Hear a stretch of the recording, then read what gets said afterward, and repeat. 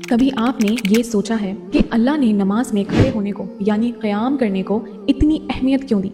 क्या ये सिर्फ एक पोजीशन है या इसके पीछे कुछ और गहरी बात है? अगर आपको नमाज खड़े होकर पढ़ने के फ़ायदे मालूम हो जाएं तो यकीनन आप मजबूरी की हालत में भी खड़े होकर नमाज पढ़ने की कोशिश करेंगे। अल्लाह कुरान में फरमाता है सूरह अल बकरा आयत 238 में, अल्लाह के लिए अदब के साथ खड़े हो जाओ। ये आयत नमाज की अहमियत और ख़ास तौर पर अदब के साथ खड़े होने यानी क़याम करने पर जोर देती है। तो क्या ये सिर्फ खड़े होना है या अल्लाह के हुक्म को पूरा करना है? फ़र्ज़ नमाज खड़े होकर पढ़ना वाजिब है।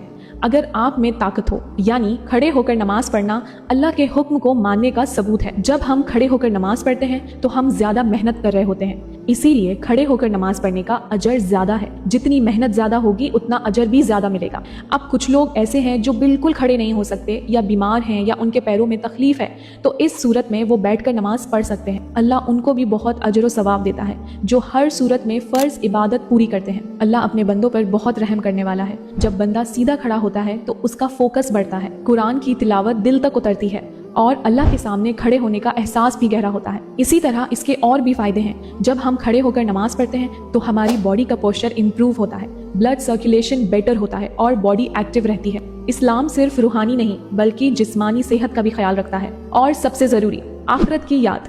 नमाज में खड़े होना हमें याद दिलाता है कि एक दिन हम सबको अल्लाह के सामने खड़े होना है, रोज़ क़यामत के दिन। आज से कोशिश करें, नमाज जल्दी जल्दी नहीं बल्कि समझकर और दिल से पढ़नी है। अगर आप भी आज से अपनी नमाज को दुरुस्त करना चाहते हैं तो कमेंट में इंशाल्लाह ज़रूर लिखें और वीडियो को शेयर करें। अस्सलामु अलैकुम वरहमतुल्लाहि वबरकातुहू।